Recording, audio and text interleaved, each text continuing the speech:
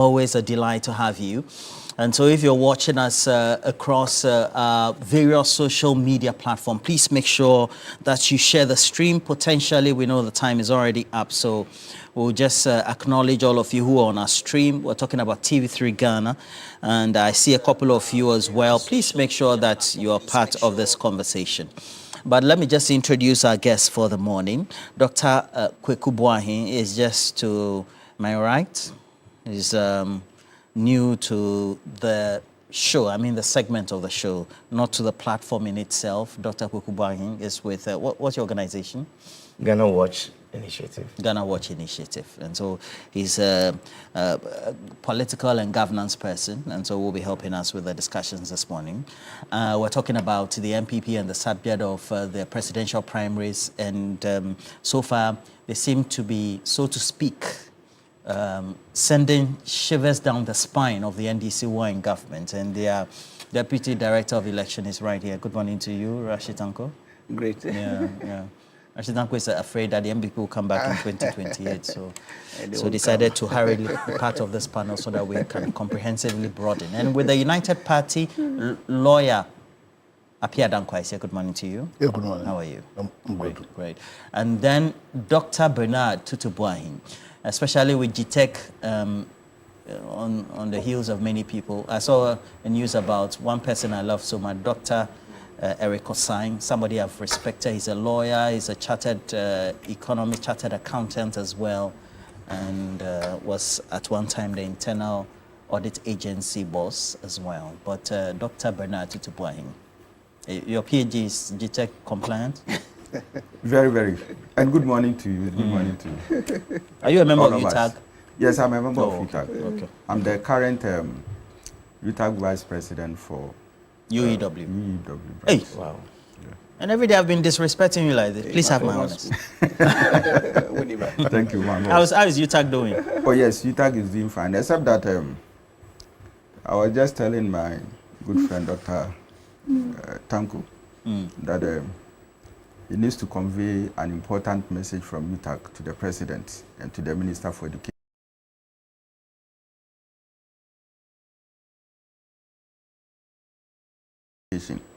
Our book and research allowance for the year 2024-2025 has still not been paid. Okay, so from which month to which month? Yeah. Basically by September it should be paid. Okay. By this time it has started October and we are getting to November. September there. People need the money for other things, including publications.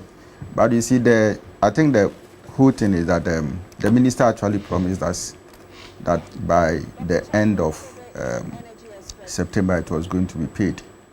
Okay. And people have waited.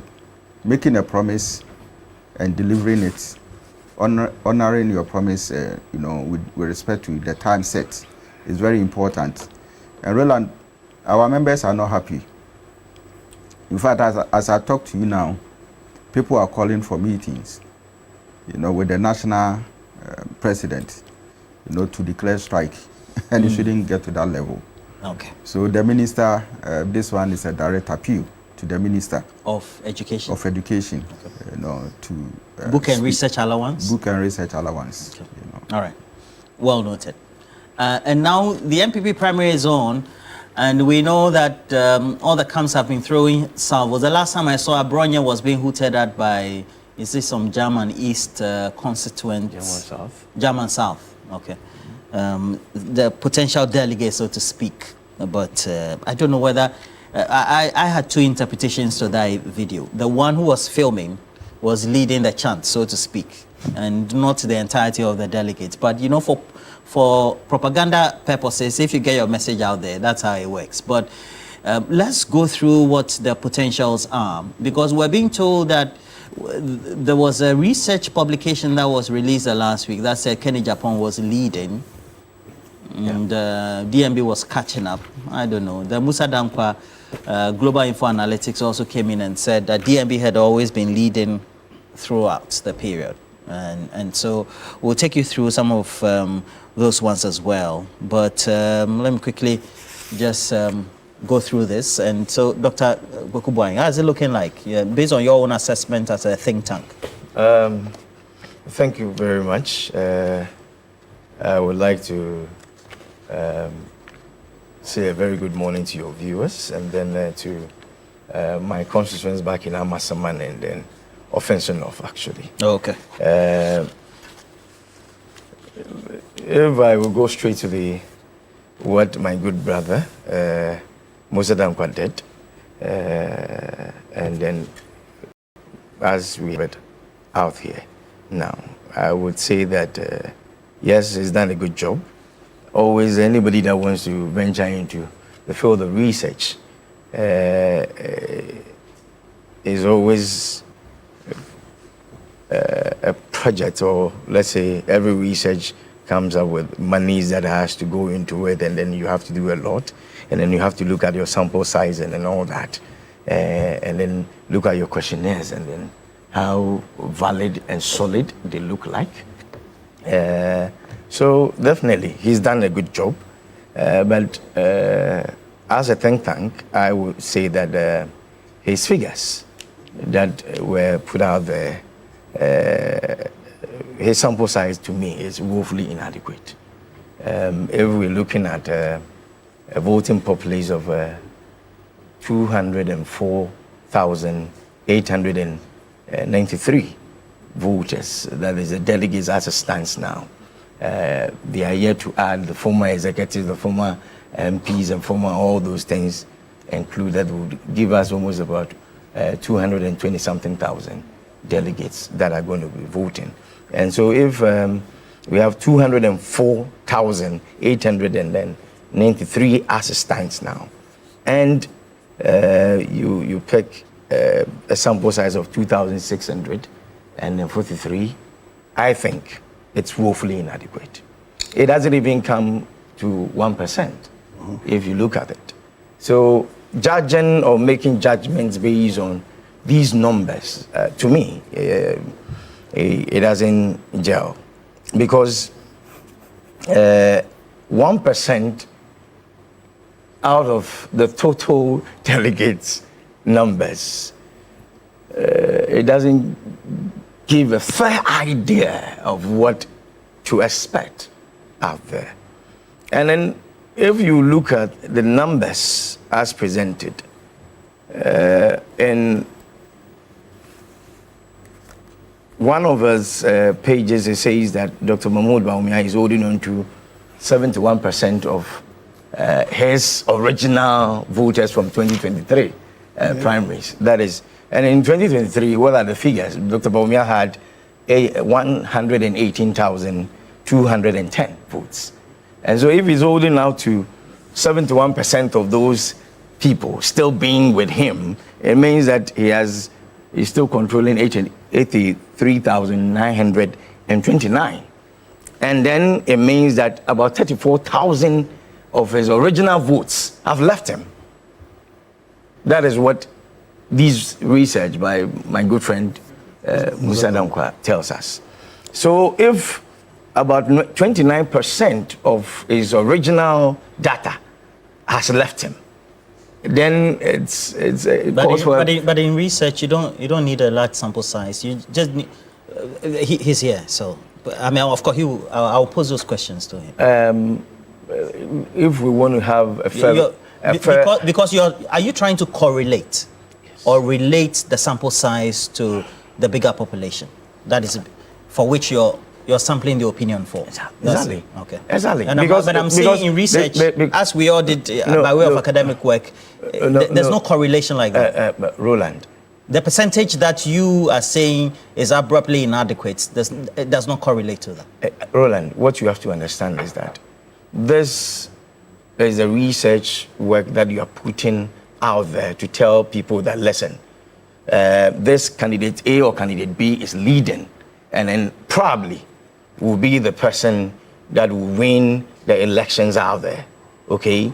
And then your sample size should be adequate to tell us that this is the actual situation on the grounds, okay? So if you pick a constituency like mine in Amasaman here, it has a delegate of population of 1,565. The people. Delegates? Yes, in Amasaman alone. Okay? And then Musa tells us that in Greater Accra, he only spoke to 500 and, let me get the figures right. He spoke to, 527 people, okay, in Greater Accra, out of 39,134 delegates that are voting in Greater Accra. And he only spoke to 527. And then this is supposed to tell us that speaking to 527 people would tell us who is leading in a race, okay, out of 39,000 people. Listen, what I'm trying to put out here is that the sampling size is woefully inadequate. From your position, don't get any corroboration from Doc. You're on your own, please. Yes, you're on your own. Yes, I'm on my own. But what I want you to understand is that, for instance, last week, Dr. Evans Dria came out with a research. Is it from your institute? No.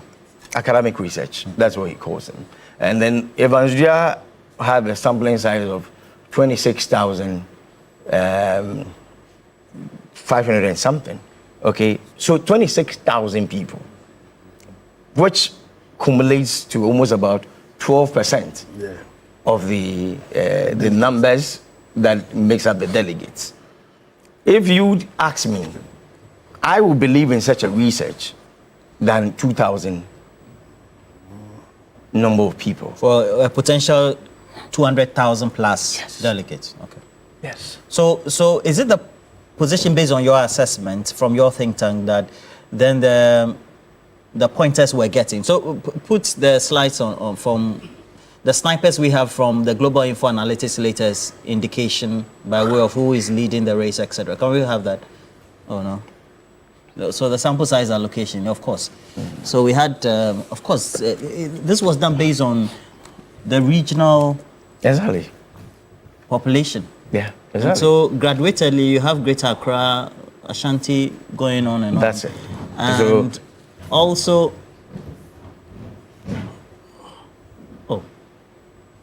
let's look at this one. And then indicated that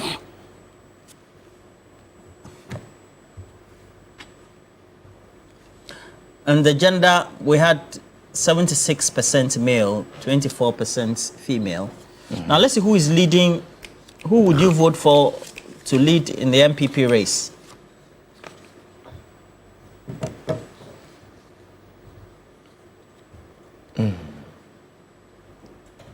Who would you vote for in 2028?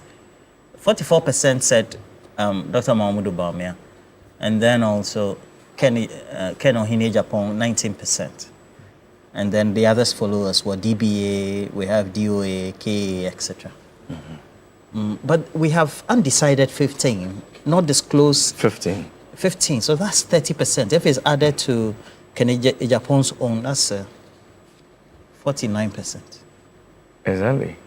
Okay. And then so that's why I'm asking. So you're saying that the premise on which he picked the sample size is wrong, potentially because there's a bigger population that he's sampling from. I wouldn't. Or is it that because Kedi Japan or DBA is not leading? As a research person, I would never say or run down anybody's research. Okay. It's a good thing he did.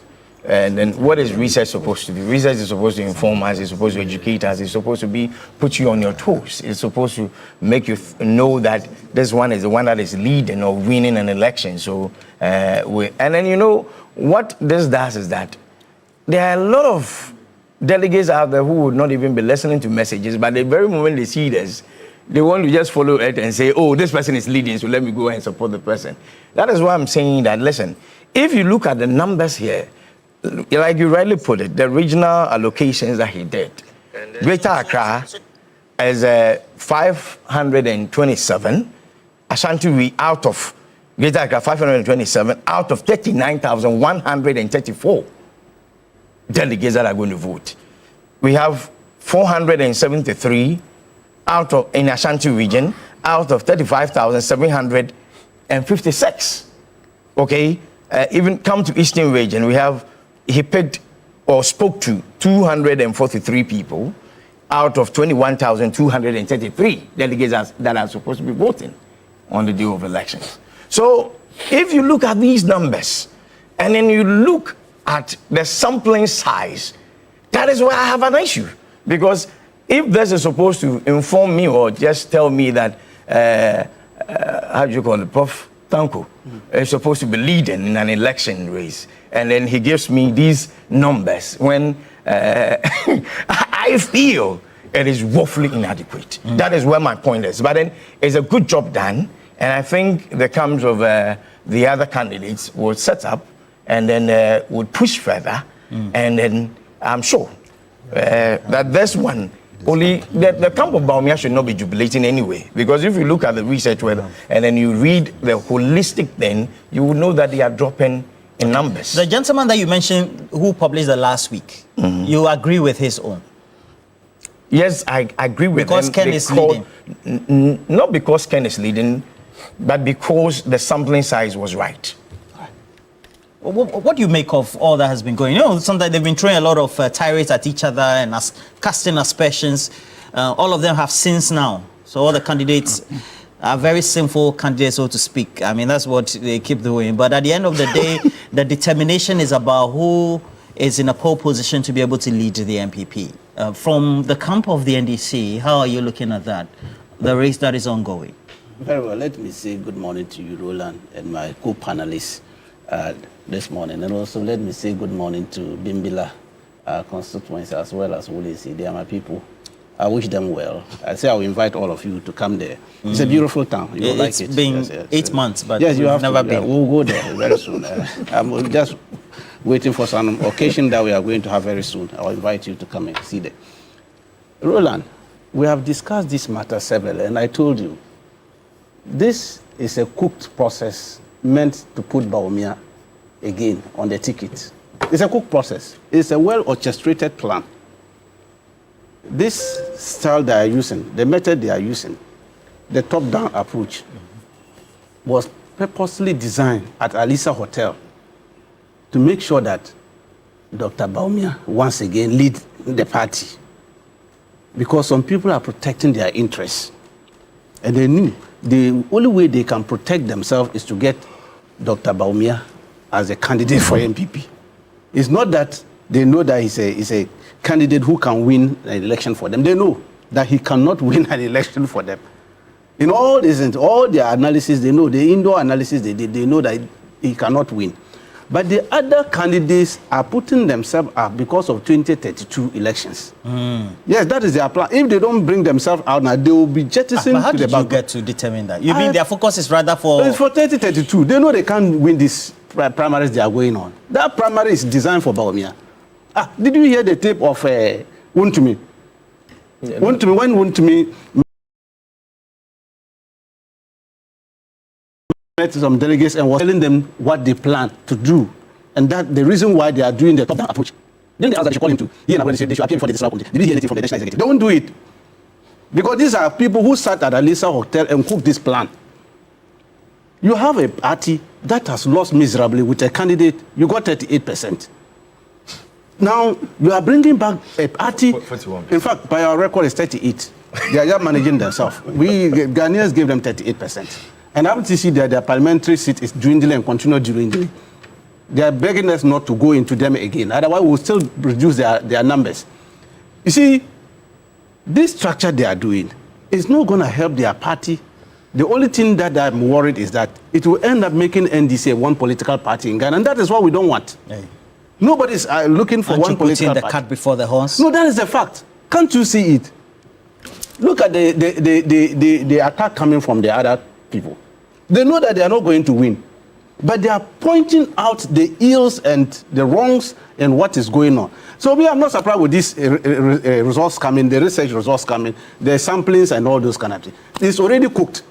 This thing they are going to do January, Bawumia is going to beat everybody, but he is going to lose miserably in 2028 so that they can come back strongly. At that time, he will not be qualified to contest again. He himself, in fact, will advise himself not to come near the contest again. They would have finished him completely. Because for the next 3 years, the thing NDC is doing, His Excellency John Dramani Mahama, the policies the NDC government is implementing, you don't even need to worry yourself too much because Ghanaians are comfortable with what is going on in the country currently. They are enjoying themselves. Things are getting on well. And people are satisfied with the governance structure that we have currently. Our rating internationally has risen so high. Everybody wants to visit this country now. President and prime ministers. Because of the standing of the it's early days here, right? I'm saying that when you say early days here, Roland, you have seen the 10 months in governance. Can you see the economy has stabilized? No problem whatsoever. You don't have any issue of corruption-related matter being pointed against any government appointee or any government agencies. Is it not a credit to us? Researchers are here. They should tell us, is it not credit? Tell me, 1992 up to now, which governor have you seen that within 10 months that you will see a lot of problems upon problems all over the places? We don't have it. We don't have it. Under Nana Akufo-Addo, first 2 months, troubles. Even people to sit by the president, you need to pay $200,000. Was that not what was happening in this country? Has anybody said, I've come near His Excellency John Dramani Mahama and paid even a dime? These are the things we are talking. And I'm saying that governance, we are not seeing the best of governance in this country. But I'm looking at the structure the NPP is putting up. Their party is in big charade, big trouble, because the executives who are putting all these things, haven't you seen anywhere Dr. Bawumia goes, the people rise up and say, hey, we have declared for him. Because that is the structure that was put under Nana Akufo-Addo. They were forced to put up this executive in there. And that is why, if you look at the United Party, which is formed, a credible UP party that we used to know in the 80s, 70s, is back. That the UP tradition that we know is back now. He's saying that, oh yes, the current UP, if you look at it, its structure, it mirrors what happened in 1979. The group that was there at that time, and then the 69-71 period, you can see it in there. But the current MPP, you see that they describe it as Nana People's Party. Because that structure is designed to mirror the structure of Nana Akufo-Addo and his group. And that is how they are putting Bawumia before that. So if you go to the branches currently, it's full of Nana people, regional executive Nana people, constituency executive Nana people, and the whole of national executive Nana people. So these 4 others, they know we just want to show face so that we all go. They know that we have participated in the election, although we are not going to win. Bawumia will win, but 2028, Nana and his group will collapse completely. And then they will come back strongly in 2032, and we'll deal with them that one too. For now, we are not worried. We already know the candidate who is coming from MPP. We are very much prepared. Who is the candidate? Bawumia is going to be the candidate for MPP. Of course, that's the man they are going to put there. So we have our arsenals ready. We are prepared for them. And so we are not worried. And for this one there, let them continue their trouble. That's their cup of tea. You know, for the United Party, your own assessment so far? Assessment of what? The ongoing race and how it's turning by way of the tempo of the campaign. Okay, so let me wish your lovely viewers a good morning. Wish my brother a good morning. I appreciate his analysis. I see my prof here, or doctor. No. Thank you, and my prof here will come with a lot of insights into research. Yeah. I wish your lovely viewers a good morning. Well, I think I've been pretty consistent with my position of the MPP race, and I think my views about how politics and purpose of our constitutional democracy, I think, is pretty much known. You see, there's a fundamental problem with the MPP. I think the solution is not in just picking a presidential candidate.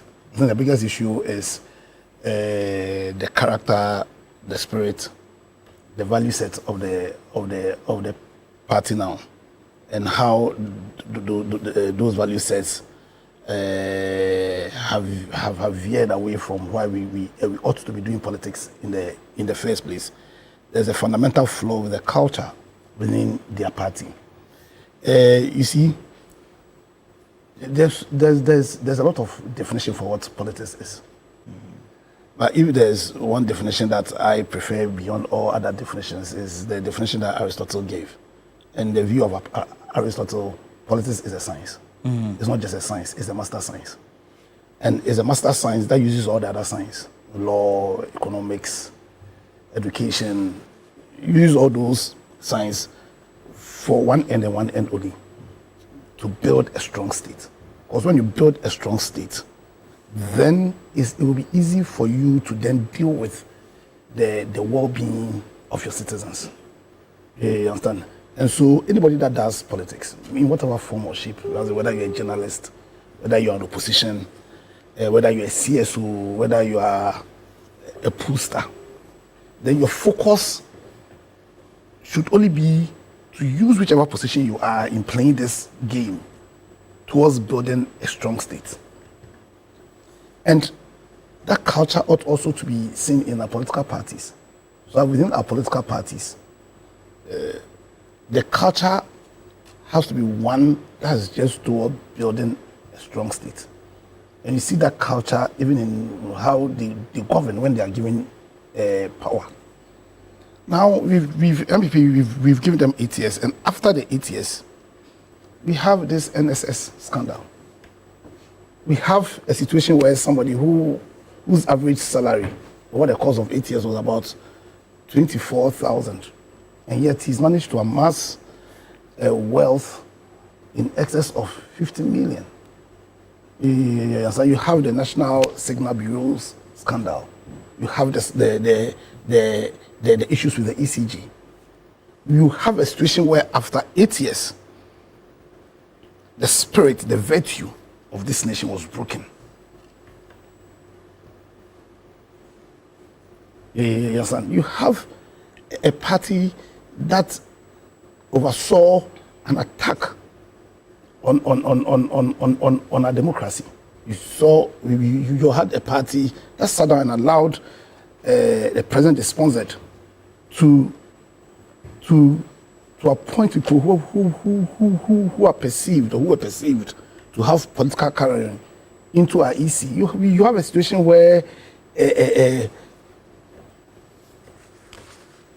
person we give our powers to, the trustee, having been sponsored by the MPP, oversee this Galamsey issue, and the disappointment with knowing that having been given 2 reports, one report from his environmental minister and a report from the CID, he shelved those reports. So you'd be thinking that this party, whose culture is very parochial, extremely parochial, party that clearly has demonstrated that they have no regard for the good of the state, that they will deal with the culture within. You understand? And that once that culture within, you understand, has been altered from one that is parochial to one that is patriotic, then they'll be in the better state of choosing somebody who can best represent and push the aspirations of the people of Ghana. Well, at all time in politics, the state has to supersede all every interest. You understand? But they are not doing that. And you see an expression of their perverse character in how their presidential election is being done. You yourself said, I didn't say it, that it has become a sinners contest. You understand? Instead of this being an opportunity where policy will be discussed, this will be an opportunity where debates as to how we advance the cause of our country will be discussed. Instead, we are being inundated with discussions about cents. 10 cents of Baumia, 10 cents of bread champon, 10 cents of Kennedy in Japan. And it tells you that for we as Ghanaians, the sovereign, we should not be considering anybody they bring. Because they certainly do not have the interest of the country at heart. For an activity that is supposed to be the master science, they've reduced it to a criminal organization. It doesn't cry out loud if they were serious. And if they were being driven by the right value set, why would a regional chairman set up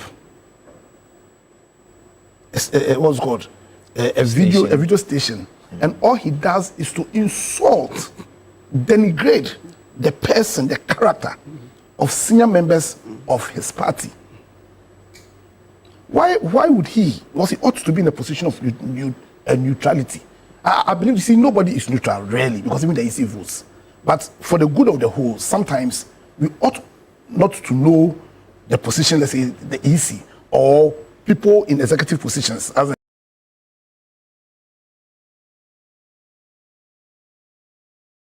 a regional executive, we shouldn't know.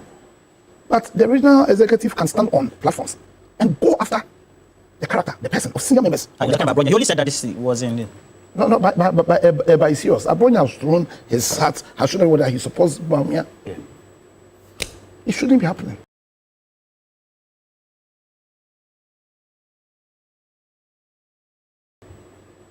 It was good. Chema to me. It shouldn't be happening. If you were driven, no, but you see, you were a party, I'm saying you were a party, and when the political business, you understand? I'm saying that the sole purpose is to build a system. You understand? That ultimately ought to build a very strong state. And to do that, you need to first of all deal with the values in your party. So the values in your party, because your job is to use the power politics will give you to build a strong state, then your values should not be parochial. Because I can tell you that what is driving a lot of the people in the NPP right now is not what is in the interest of the country.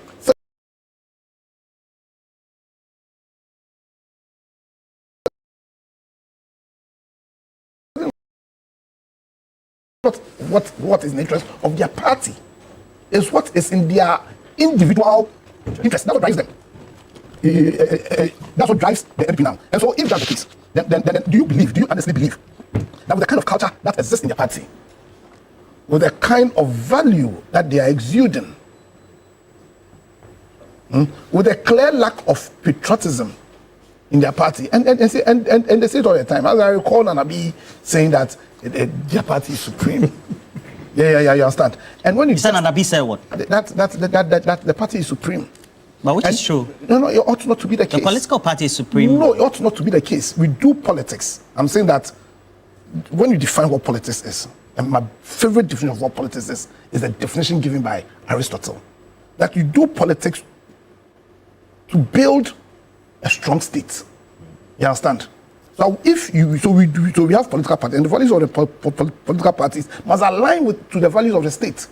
You understand? So the only reason why, because when you are going to sponsor somebody who will become president of Ghana, so you don't want a situation of, as in the words of Nanado, where he was saying that, listen, I reneged on my duty towards the people of Kofi because they did not vote for my MP. He said that.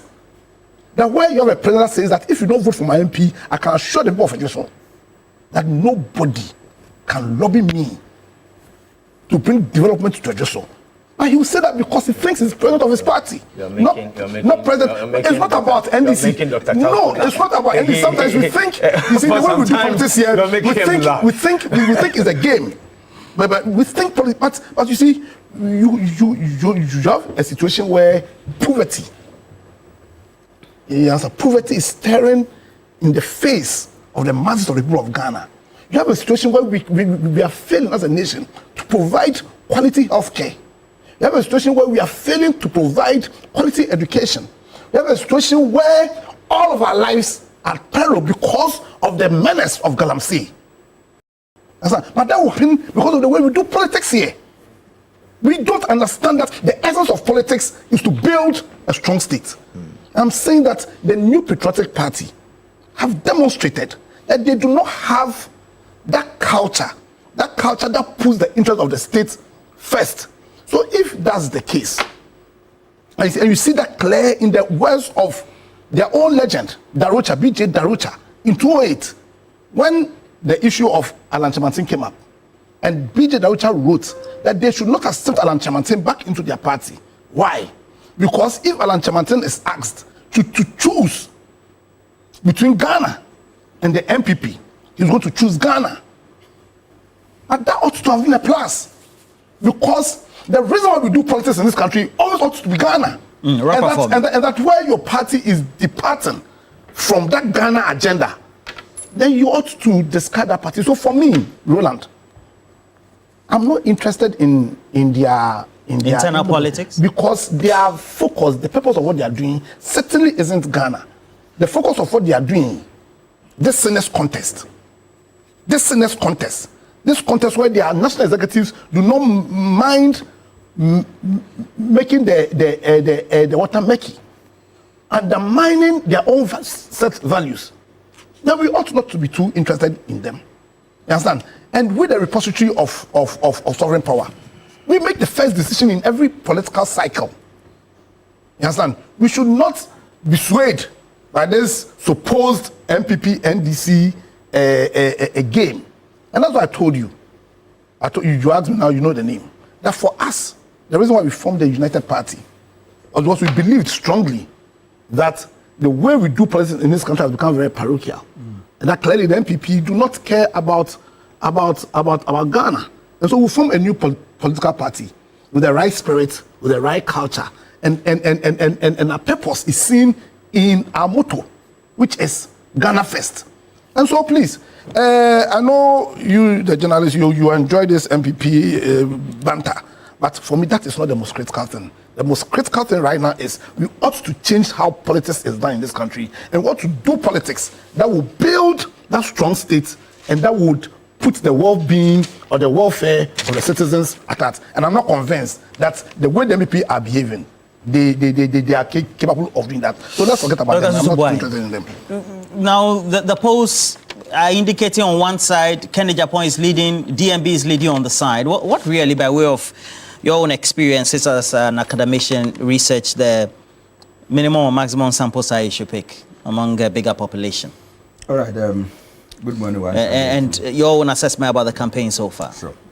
Good morning to all of us once again, and good morning to our viewers and social media followers. You see, research has a lot of influential factors. So issues of objectivity, issues of subjectiveness can play on the output of your research. All right. So you go into your research with a premeditated, view. You're saying there's a possibility. Oh yes, that is what you get. And you go into a research where you think that the data must speak for itself. So that is equally the output that you get. Research is full of decisions.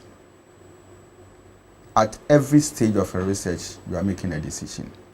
And one of the critical points of your decision making that can affect your output has to do with your methodology. So I'm not surprised that people will start questioning about methodology and all that. But a methodology that is not tied to a research problem, a methodology that is not tied to a research objective, is no methodology in the first place. All right. Now, we need to understand the differences between this issue about sample sizing and population. At what time do you use a sample size, and at what time do you use a population? When your population is smaller, you don't need a sample size. So what it means is that you use a sample size when you have a larger population, and sometimes which is not clearly defined. Then you probably may want to find a percentage, because you cannot cover, every space. Now, with my personal experience, I did something on voters, Ghanaian voters, with my PhD. All right. And as at that time, you had a voter population of around 16 million. How do I cover all of them?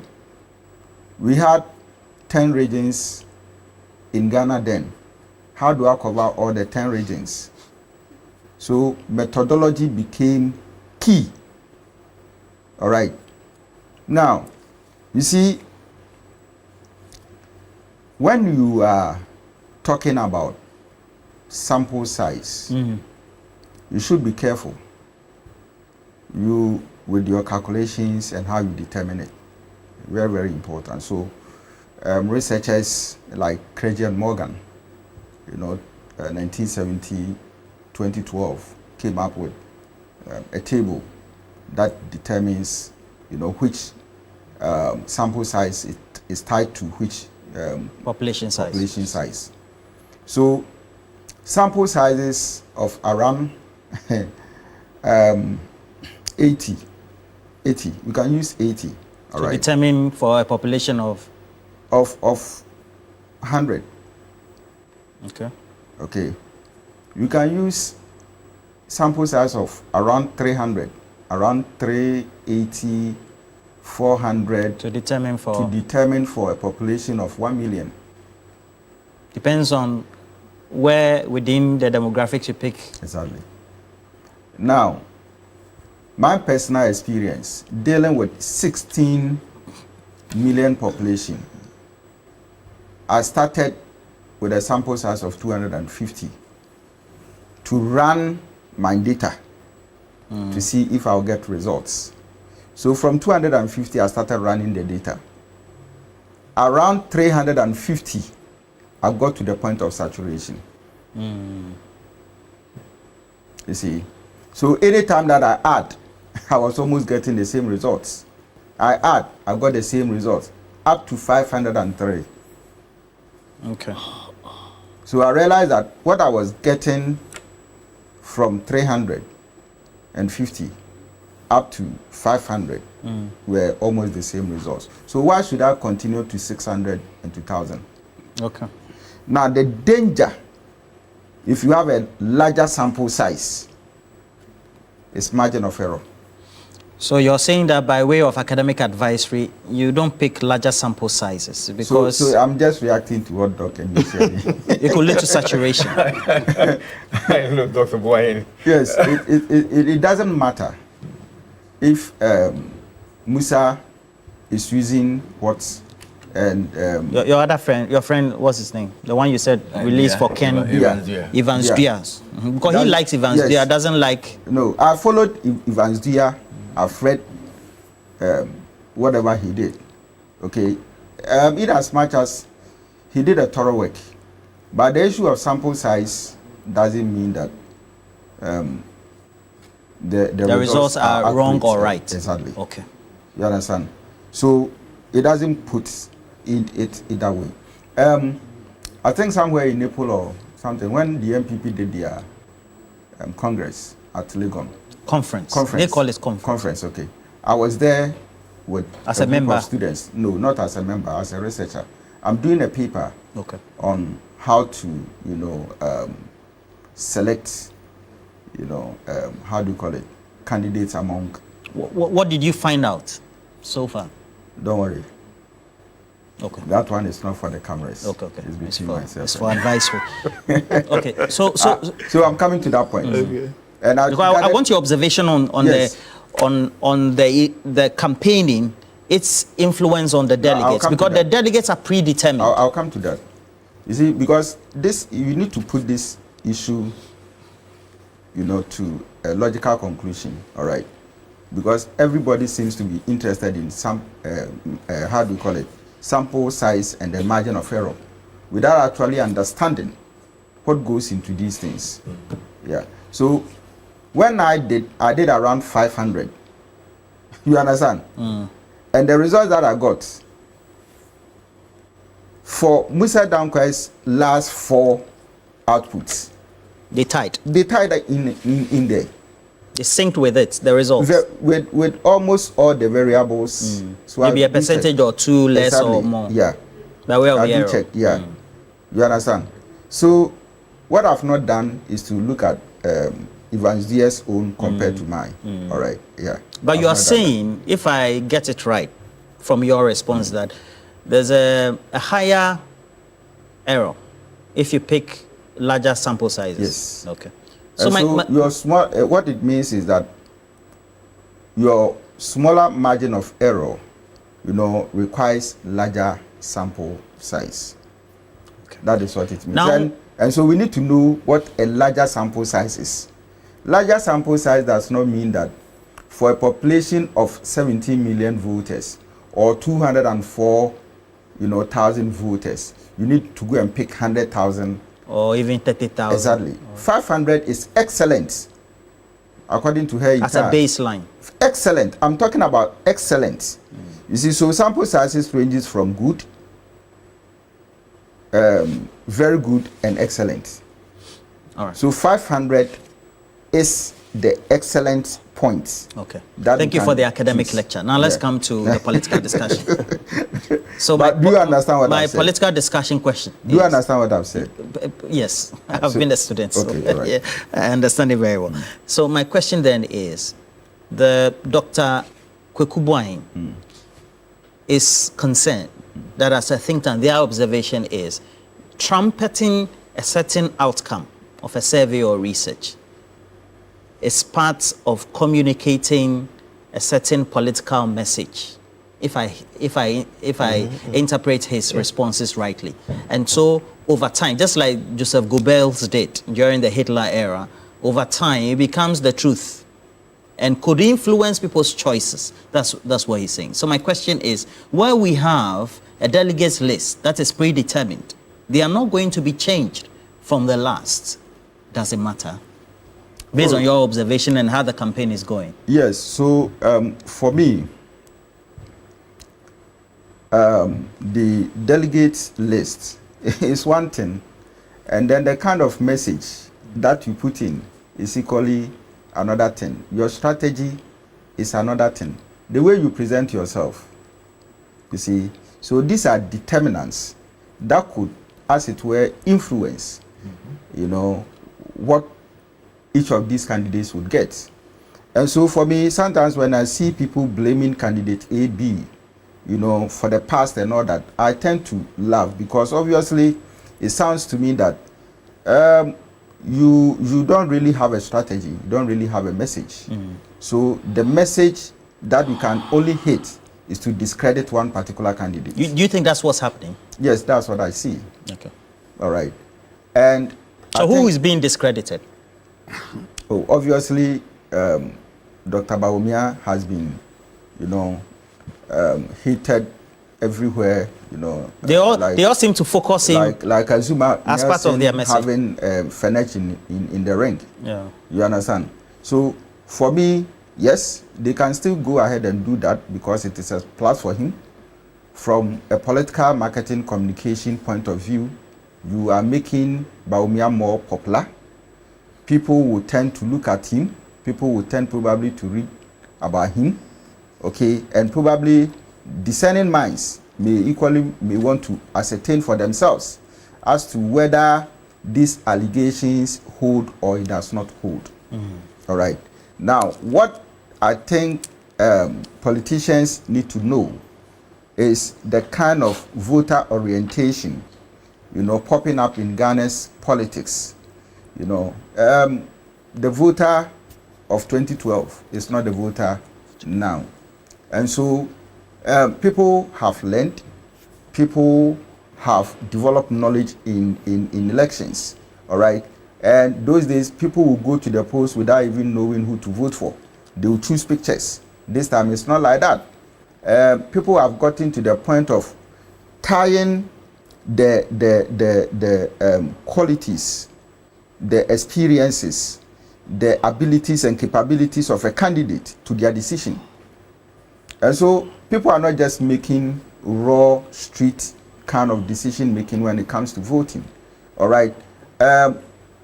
So obviously it's about you, the candidate, presenting yourself as being capable, presenting a message that is convincing, presenting a message that will tell people that this candidate, when elected into government, can change my standards of living, can improve the economy, and then put Ghana's economy and image at the level that it is required.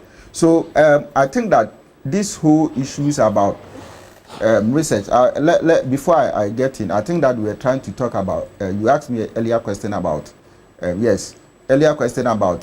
how do you call it, Musa Danquest and then the other guy's own, and we were asking why it was purely based on the Yeah, so I want to make this point. Yeah, whether they communicate, they tend to become communicating messages. Yes, I can give you a questionnaire.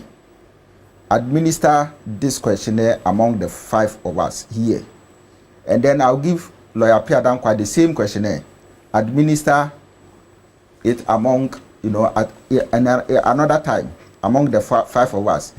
It is not certain that the results will be the same. Yes. Same questionnaire, different responses, yes. Different times. Exactly. Okay. Dr. Wekubwai, yes, sir. What's your own assessment from where you come from about the way the campaign is going? The messaging, because, for example, I've heard from the Ken camp and then the Brian camp as well. They also say that the gentleman, Dr. Mahmoud Uban, the former vice president, the candidate, got some zeros and things like that. He's also rebutted that as well. He's even responded to the Ken camp and then also the Brian camp about whether jobs have been created. I've heard Abronya say that policies in government led to creation of jobs. Just like Ken also says, and then same for Brian, that I've set up businesses who were creating jobs as part of the rebuttal. What do you think those messaging do and tend to influence voters? Those 204,000 you say. Let me first start by... You have 2 minutes for this. 2 minutes, Roland.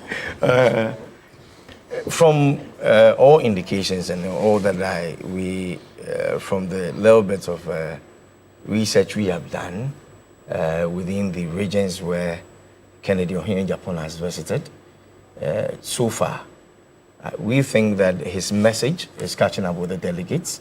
He's doing well by way of communicating with them. He's not punching people, where I disagree a little bit with Doc Boahen when he says that Bawumia is the one being punched. He's not, actually. The one who is being punched here. On this table, we don't throw jabs at co-panelists. No. The only people who do that. No, this is not a jab. I'm not throwing a jab. I said. The only people who do that, Jazatu and Solo. Please go ahead. I'm saying that I disagree a little bit with his comments on that. Because if you look at the one that is being punched here, the one that people are out there setting up radio stations and castigating is Ken, and not Bawumia. Do you understand me, where I'm coming from? Because it's a whole former regional chairman, current regional chairman, setting up a whole radio station or whatever TV station just to attack the personality of one candidate. Is that what he's doing? That is what he's doing against Kennedy Ohene Japan. And Bawumia has never been touched by anybody. But Bawumia himself is not trumpeting such message. And Bawumia says that, I've heard him on the campaign platform, you cannot use the utterances of my followers to make a determination that the comments they make are my principles and stance. Roland, that's a rebuttal. Roland, who is the beneficiary? What about the jabs from the Ken and then Brian camp that the man got zero? He said the Muslims and all that. That is a fact. That has nothing to do with jabbing.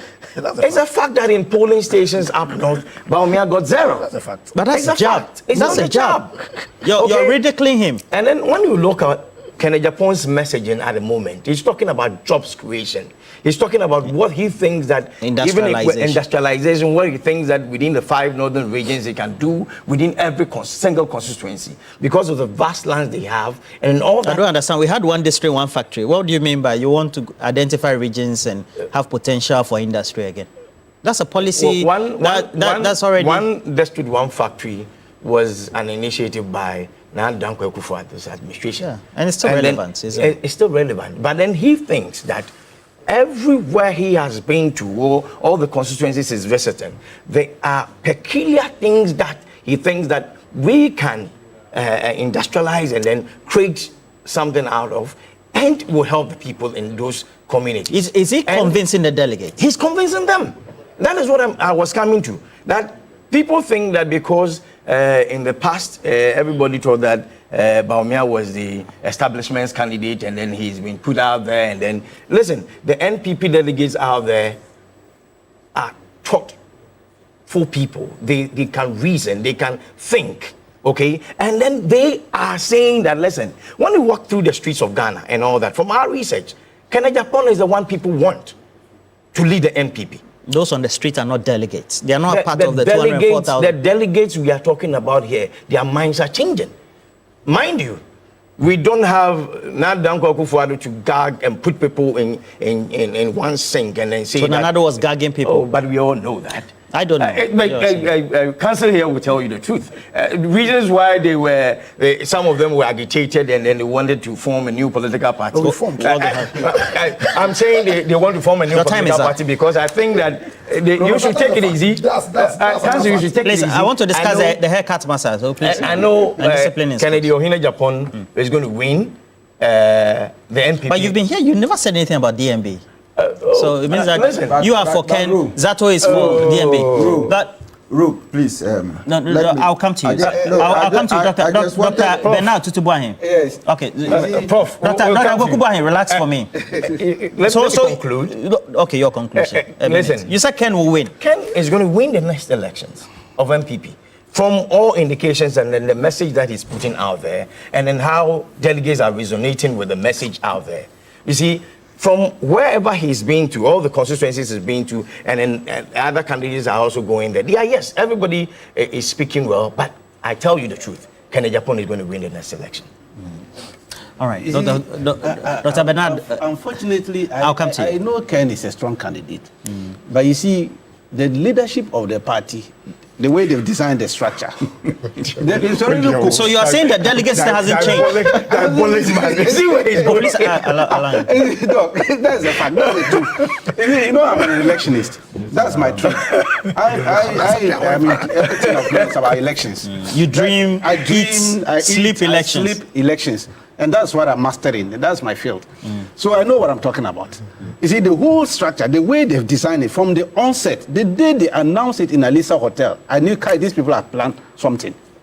They have planned something out there, and it's working. So it wasn't by mistake when the original chairman at Shanti region, and you know what this gentleman is doing? He's just doing that because leadership knows that they've already cooked it. The one who formed the radio or what is it? They'll be surprised. And it's firing them. But shocked. I don't know. Anyway. Ken is a strong candidate, all right, but his time might be around 2030 because these people have already planned it. And they are going to execute it perfectly. You will see. And to have DMB back. To have DMB, mark it here. You said I said it because that's my business. It's my game. Oh, and I know how it's going to change actually. You see, it's going to change. Dr. Tutubuahin knows. He knows that things are changing. The truth of the matter is that when you go, Hot blood, relax. when you go, you see, the Ken people are what? You see, This is about who has won an election. You see, publicly, to meet MPP supporters across, they actually want Ken. If you go publicly and say, look, the down people, the rank and file. The party people, you see them like that. But you see, this one is delegates conference or congress. It's delegates. And those delegates were handpicked by Nana Akufo-Addo and his henchmen. They put them there. So because they put these people there, you will see that anywhere they go, those delegates rise up and, hey, even when they say, we pick the form for DMB. That's what they are doing. But they rank it, that's why they shy away from doing branch elections, constituency elections. Because if they dare start doing branch election, delegates election, there's no way Baumia would have won any primaries in their election. Because the delegates would have changed. They would have thrown all of them out. All the executives in there, they will throw them out. Because you can't go and give a 38% and expect to run an election again. And the same 38 group want Baumia back. 38 group? Oh, 38. They got 38%. It was actually 41. No, it's 38%. So that's what happened. So clearly, let them continue that path. And we know that, for us, we are not blinking an eye. We're just monitoring them closely.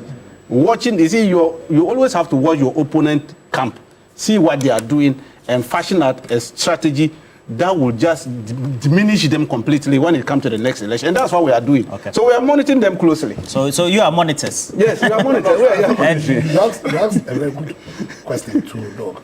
I can see that Ken has a seat on this table. Which is all good. You mean it was just an innocent question? No. So you are saying my question. I said you asked a very good. It's a factual determination. No, not that one. About when he was talking about the Abonye issue, you said that. Dr. Baumia has policies. Has more or less been jabbed. And then Dr. Baumia has come out to say that we shouldn't look at what the people following him. You see, when you are a leader, the people who follow you ought to reflect your value set. That's all.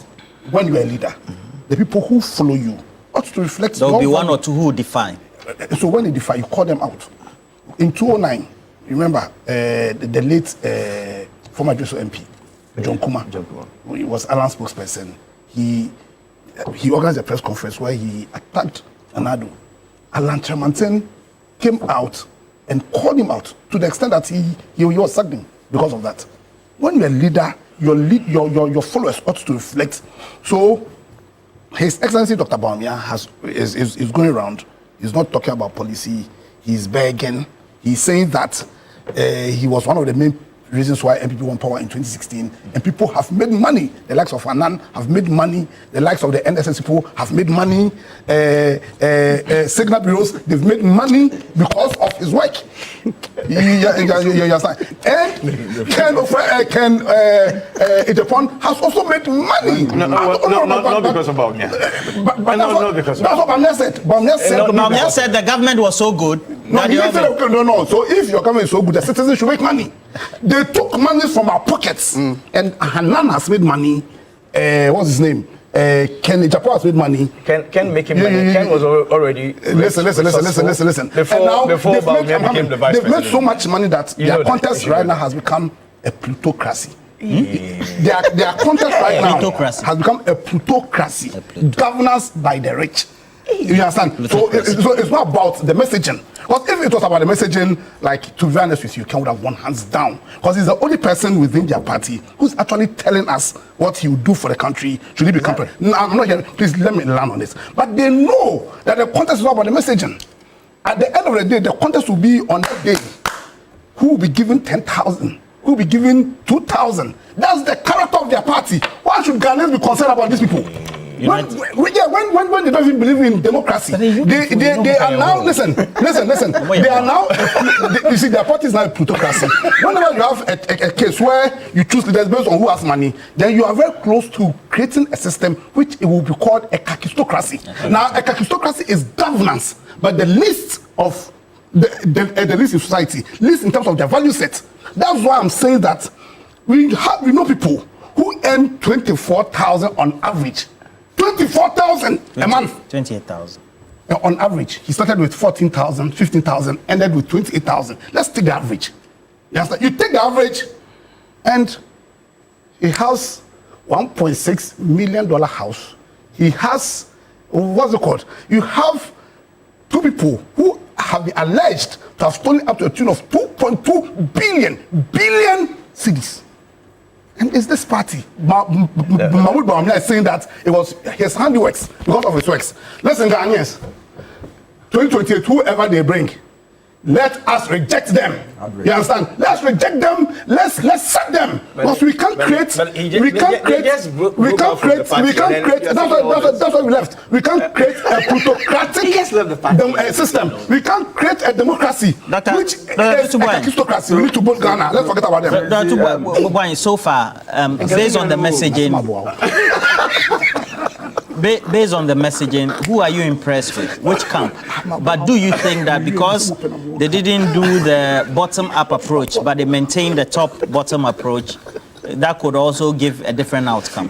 All right, so Dr. Tomko is laughing. Before I move to your question, let me say something about what Doc earlier on said. And Doc, I'm responding to you. Please keep it 2 minutes. Yes, 2 minutes. You see, actually, in political communication, propaganda is in there. And so there's one propaganda tool we call name calling.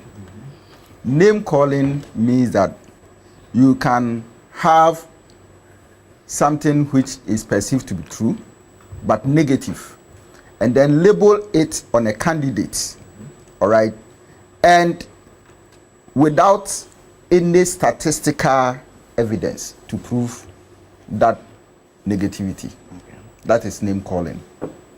And so, yes, of course, there were apathy against the MPP, all right?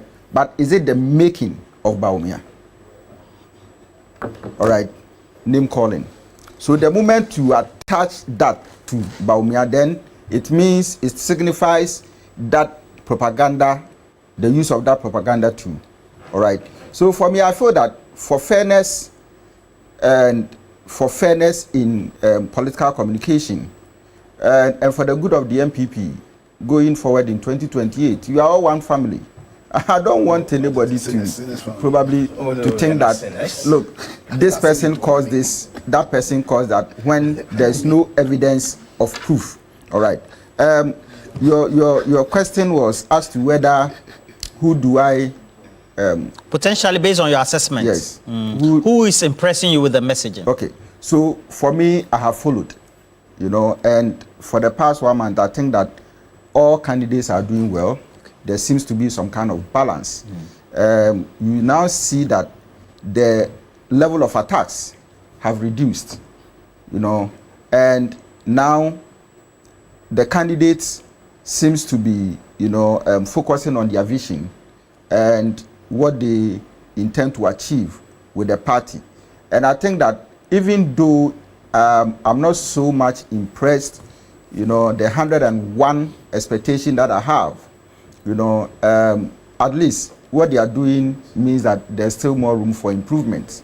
And so I'll urge my colleague, Doc, that when he gets to his camp, he should be able to formulate a strategy in communication, political communication, that will ensure, that, because you see, attachment is very, very important.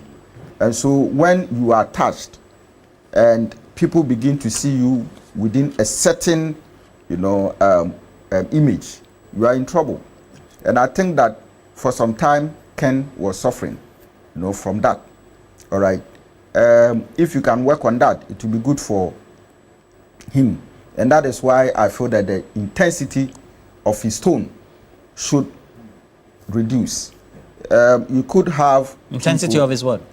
Of his tone, Yeah. But yes, now he's coming down. Yeah, he's really working on. So you need guys to model him, all right, to model him to that level of statesmanship that Ghanaians probably expect from him.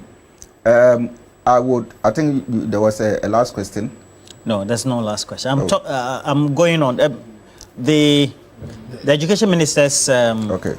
Social media had gone agog with. There was an incident where a young lady was going to senior high school, and the school says that cut your hair, etc. I mean, just a minute or two on this. What's your own moral position on this? I think is it important you cut your hair or not, and then maintaining the disciplinary code? Some say it's too colonial. My third daughter is going to school. He should be in school today. Secondary school? Yes, in secondary school at St. John's Grammar here. And since her birth, we've never cut her hair. But then last week, I had to take her to the barbering salon to do that. Because as somebody who has ever been in a classroom before, I know what is done out there. And then I'm not sure that we talking about students having that moderate haircuts and all that is anything that has to do with you making the child feel less of herself or himself. It is the discipline. It is what we want to inculcate into the children. It is the educational setting, and then what is supposed to be done there. That is what we are all advocating for. That go there. You see, when people have these hair on and then they have to perm them and all that, and then these are supposed to be boarding students, who is going to do that? How are they going to go out of the school to go and then plait their hair and come back and all that? It's all going to be a whole lot of things. So you do the haircut, you go in there, and then you stay for a number of months and come back. And then with the disciplinary thing, it's not a thing of today. It's been there for some time. Just that sometimes some of the teachers will have to take it easy on the kids. It's not everything that you have to go by corporal punishment and all that. Sometimes reduce some of those things. That's the only problem. What's your own view? Just 2 minutes on this. I mean, it's not a government issue. It's just a normal parental position. Not that. We have varied positions. No. You see, we are losing something. I've taught in primary school, GSS, secondary schools, and training colleges. So you've gone through... I've gone through all as an educationist? As an educationist. Okay. And I can tell you the Honorable Minister of Education was spot on. When he talked about the issue, he was spot on. And we must support him in this direction. Look, we were brought up in the 70s, 80s with some level of discipline at the lower level. Children are such that, look, when you give them, especially the gang age, from that period to adolescence, if you don't moderate them, how they live their life, and give them ultimate freedom. You see the red thing we are talking about? Unim red. The red that and Unim red and all these things. It's because of this current behavior that we are living. This current too much liberal distance that we are doing. That is giving us this problem. And I'm saying that the day I heard that they said they should stop corporal punishment, I said, hey, Ghana, our culture. They worship them. So no whipping. The whipping was, you see, whipping. It's not like the way we whip me and you with the experience. Where you go do like this? No. You see, it models us to some point. We're not saying that we should go continue whipping them. No, they are not animals. Children are not animals. They are love. We love them. Actually, but we should know how to manage them and moderate them. This hurting, if you open the floodgate, very soon we'll allow children to go there with mini skirts. That's true. And we say it's fine. It's fashion. Tattoos. Tattoos will start going there. But you see, the minister was very clear, and it is very clear on the system that, look, there are two categories of people. For them, they are allowed to maintain their hair. One, on religious basis. It's not the Magoy matter. Because that religious thing, they are Rastafarians. So you can't force them to remove their hair. That's a religious thing. You know the scarf thing. Our young lady, the Muslim thing. Yeah. When they put up scarf, you can't force them to remove it. Hijab, that thing they put in there. You can't force them to remove it. It's a religious thing. Then another group is in terms of health. If you have health problem and they think that removing your hair can give you hell of trouble, they better keep it in there. Apart from that, look at how beautiful our young girls are when you go to secondary school. When they are all with the down cut and all, they look so beautiful. Down cut. Uniform. The down cut, the way they barber them. When you go the uniformity, you see them. Why is it that we are not saying that children should come? They say it's colonial. Which colonial are you talking about? So why then nobody should wear uniform again to the school? The students shouldn't wear uniform again. Is that what we are saying? That one too is colonial. Well, wear uniform. Nobody should wear uniform. Just dress your child anyhow in the house and then send them to school. But now we see this thing. We are saying that we moderate it. It's a process that we are going through. When they get to, even in the training college, I am telling you my experience, in training college, we're being asked to look gentle and look like a lady. So you see that they braid, they have what they call corn ropes, or what they call the ladies. They do corn ropes. And then we go and cut nicely. We used to have one vice principal, Madam Mwakondo. She finally became even an MP. Every morning she will come and look at your haircut at the parade. And then inspection. Do you know that these days, children don't even sweep? We're sweeping and they were marking us, giving them marks for that. They don't sweep in the secondary school. They don't sweep. No, go there and see what is going on. Like recruit people to come and do the sweeping for them in the classrooms. Some people come and do the sweeping for them. They only come and sit down. It depends on which school. But I'm saying that, yes, I have seen several of them. But at our time, we have plots. We used to have compound professors. And the compound professor... Now they've changed them to some health something. And they were depends on the school. You look at your plots and see whether it was well swept and kept and all that. And then in weekends, they come to your bed to inspect how you lay your bed. They were teaching us all these things. And I'm saying that one model us to who we are today. So I think the Honorable Minister is spot on. He's just trying to uphold the dignity of our educational system vis-a-vis our culture. And then the moral decadence going on. He's trying to arrest that. Because this thing is not good. These red children are now taking ganja and even attacking teachers in the school. Do you know that these days, even students that go and attack teachers to the extent they want to mobilize and beat them because of this ganja thing they are doing. So please, let's allow let me land here. He's a former youth organizer, former NUC's president. So he knows. Honorable Haruna Idris. Okay. So he knows what he's doing. He's trying to help the youth through the educational system so that we can have the best of students in the secondary schools and all that. Prepare them well before they get to the tertiary institution. He's only emphasizing on whatever is a policy. That is it. But your own view, your 10 cents, just a minute. Yeah, I think in a boarding school setup, to allow the girls is for me, it doesn't cut it. But these days we have what happens in Galaxy, those no, nice but school, Tema International School. But they are international schools. They are day students. No, they are in boarding school. They are allowed to keep their hair. So that's their own. That's a privilege. That's their own system. Okay. You understand? But per our system, Ghana education system, I think.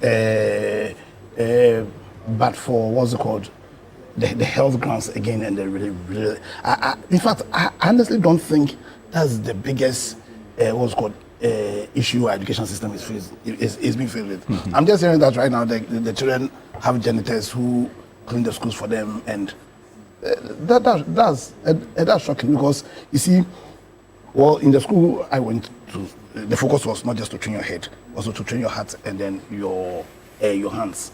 So that if right now you don't sweep, you don't weed, you don't clean up and all those things, then what kind of people are we training? So for me, my one sentence, I think it's okay. As in, they should keep One their head sentence, low. a minute. Education is actually holistic. So from the mind to the heart, and then skills development. All right. So for me, I think that when you look at even research, and from my practice as a teacher, from the basic level up to the tertiary, I don't see so much of a relationship between,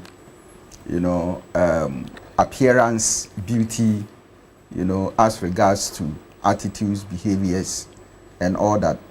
There may be isolated cases though, but for me, I think that the decision to probably, if I listen to Doc, the daughter whose hair has never been cut, now going to be cut, what is going to happen? He was doing that under duress. Yes, so psychologically, it brings down her self-esteem, her confidence, and probably her identity among her own peers.